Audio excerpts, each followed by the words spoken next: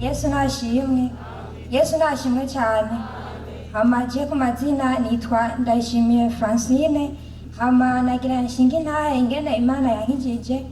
Igihe nayinshiga amashure mato mato Yesu nabahezagire. Kuko Yesu yarangira ubuntu niga muri kaminuza y'u Burundi. Yesu nabahezagire. Naragwaye mu 2020 n'umwaka wa 2022 na 2021. Muri iyo myaka ibiri nagiye kwa muganga, naragaragaje ndaharura sanga nagiye kwa muganga inshuro 25. Yesu nabahezagire. Kandi mu nshuro zose 25 nta gihe na kimwe kwa muganga bari bigere bantora ingwara ngo bavuga ati ugwaye ingwara iyi, ariko aho bambwira ngo ndakomeye, nanjye numva ngwaye cyane kurusha hamwe hambere. Hariho umwaka naragwaye cyane ndumva nyene ko ndemvye. Rero hari ukuntu niga mu ishure ry'uburaro, iyo ngwaye naca ntamuhira, niga mu Bukeye naca ntamuhira mu Kayanza. Rero muhira mu Kayanza, shitse mu Kayanza kuri centre, naba nabwiye mama agacaza kuntegera kugira ngo ashobore kumvuza, niho naguma ngwariye nyene mu Kayanza. Ariko haragera igihe mama nukuri yararushe cyane, kuko arashobora gusanga uno munsi subiye ku ishure atari ndwi heze bigaca bisura kwanka nkaca ntaha. Rero mama arambwira ati wewe ukuntu ugwaye, nashikira kwa muyomba wanje acambarira ati utaje ntusubire gushikira ngaha mu Kayanza, uzoca ugumuza no muhira ugwarireyo. Nanje narumva nkunze kwishure cyane, numva nyene ko bimbabaje kumara ntuza kugwarira muhira, bigaca bigwana no kunyene nja kwivuza. Ico gihe nyene mama kibimbwira atani ndwi heze canasubira ndagwara ndi kwishure candataha. N'icyo gihe ntaje ntataha, imbere yaho hari ku munsi wa kane, hari ku munsi wa mbere cyane telefona mukuru wanje nabwira ati genda gwaye kandi numva naremvye cyane. Hari mu kwezi kwa gatanu ku munsi wa mbere twatangura ibibazo, canamubwira ati nivuje gushika kwa gatanu umwaka uzoba ubaye impfagusa. Acarambwira ati reka ndakumwikira amahera y'itike hanyuma utahe. Acanwikira 10,000 candataha, ariko nta mu Kayanza mama atavyazi. Nsubira nyene ku bitaro mfise amahera 10,000 byonyene. Maze kwashika ndagenda bambwira ko bancisha mu radio, mama tabizi atari mazi ko natashe nambaye na uniforme zo kwishura. Yesu nabahezagire. Ariko ico gihe bambwiye kuncisha mu radio baca banca amahera 37,000 n'amajana 8. Uwo mwanya nahise amahera 6,500 byonyene. Ndavuga ati ndabigenza gute? Ariko ndaharura amahera nakoresheje kwishure umwaka wose, amahera y'ishure nari hani ibikoresho sanga ararengeye 37,000 n'amajana 8.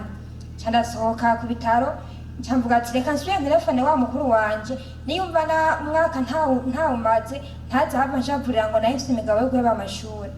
Canamubwira ingene bimeze, acambwira ati reka ndakurungikira amahera wivuze, hama muhira azoca ubabwira bayaguhe uyandungikire. Hama arandungikira 40,000 ndivuza.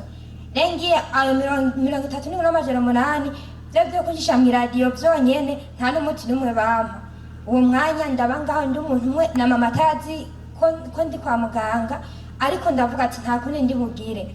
Rero ngiye banisha mu radio ndatanga ayo mahera, bacambira ngo ngwaye amapumo, ngo niyo ngwaye amahango, niyo ngwaye.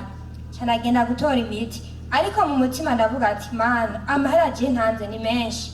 Camvuga ati mu mutima ati bakanyaka amahera arengeye 6,500 byo kugura imiti. Candabiheba hama ntaye muri lise nje gupfirayo nta kundi.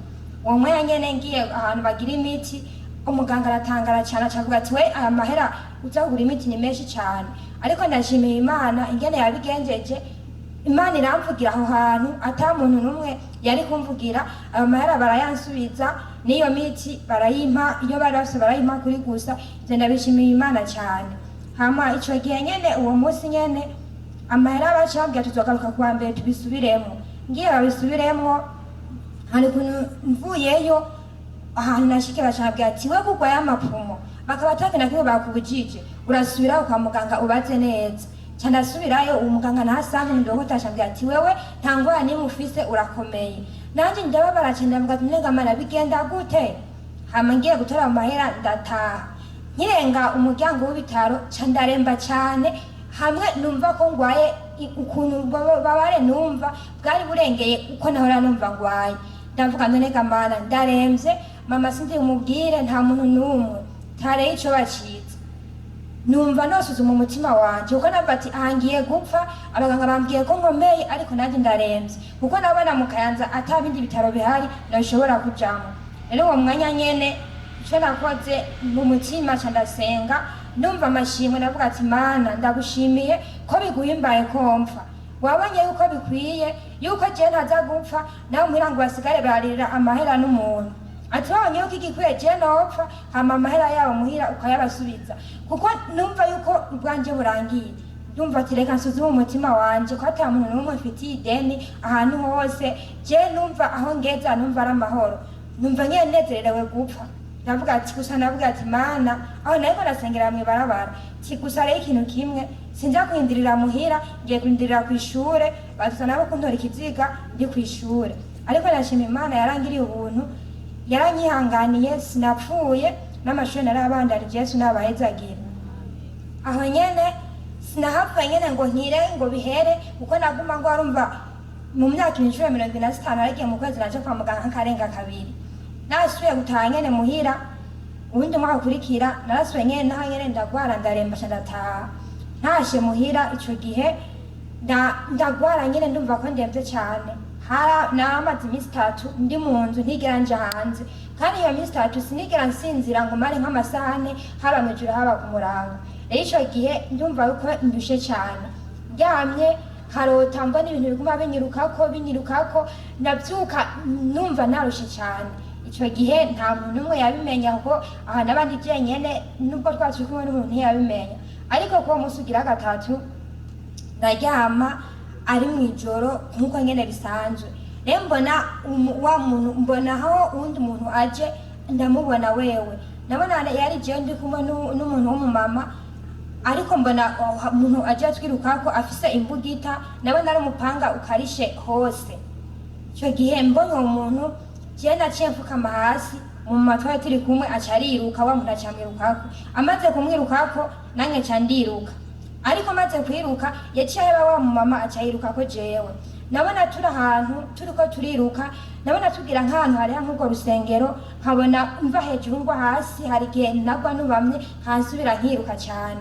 Ariko aho hose yaguma nyirukako, uko nagwa nawe niko yasimba, uko nasimba nawe niko yasimba. Hama ca turagera ahantu acarambwira, numva avuza ati ngo ngenda gutera no mupanga, ati no mupanga ukagufata ngo nta mana y'Abapentekôte izoba ihari. Rero uwo muntu acarantera uwo mupanga ucuramusha, umaze kuwumusha acaraza catuguma twiruka twese mengo turiko duhunga umwasi umwe. Rero haza umwanya ivyo bica birahera ca ndikangura, kenshi nikanguye naca mbona ivyo mvuyemo, ca ndabibona nyene ngiye twirutse numva nyene narushe cane. Ariko ca nagira ivyizigiro mu mutima navuga ati uko biri kose hariho Imana y'Abapentekôte. Ariko cangira ikibazo n'umubabaro mu mutima kubera haniga mw'ishure ry'uburaro hariho abana twigana twakorana ibikorwa vy'Imana, nabona batari basengera mw'ishengero rya Pentecôte. Navuga none Mana barya bana ingene bakorera Imana nta mana nabo bafise. None mvuga ati none Imana y'Abapentekôte ntabajye nabo nta mana se n'ingene abana bakorera Imana, kuko nabona abana bitanga gusa basengera mu yandi mashengero. Numva birambabaje cyane.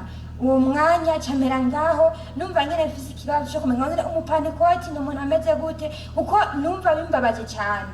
Nyene nkaza ndabaza nyene nk'abagenzi, none umupentekôte ni umuntu ameze gute, none umupentekôte ndumva muri je ntabihambije.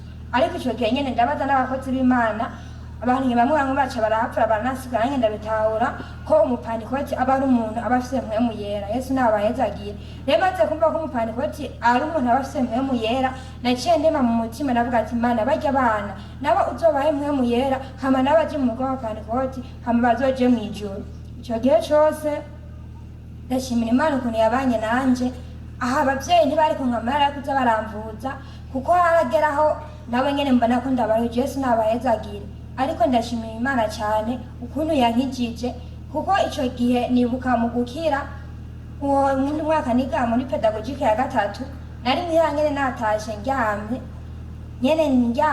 numva nyene abadayimoni barangendera, numva nyene amajwi namba ati wewe kubera narakunda cyane muri kohare Yesu nabayazagire nubwo naba naduze mu kayanza ngwaye naragenda buke nkaja muri kohare muri matinale n'umuse bikunda nkabyuka nkagenda kuko naba hafi y'urusengero uwo munsi numva nyina mbajuti wewe gituma batakuvuza n'ingoga nikubera kumugana muri matinale kumugana muri kohare babona umengo urakomeye nta muntu yo bagwaye aguma akorera Imana naye navuga ati iyo nama niyo reka ndabihebe nyo byose vy'Imana ndabihebe kugira ngo nanje byanje bice bikunde binyaruke kuko numva nshaka bamvuze n'ingoga hamanegere kw'ishure Yesu nabayazagire uwo mwanya nyene cyemera ayo majwi kubera naba njyanye mfise na kantike zana imvirindi jwi rije ngo zingura kantike ya 80 ntaniyo narinzi ndayizingurura sangani kantike bwango ngo abitanga ubufuti umugawusha umusaraba ngo turabwira turango yuko mubabaza Yesu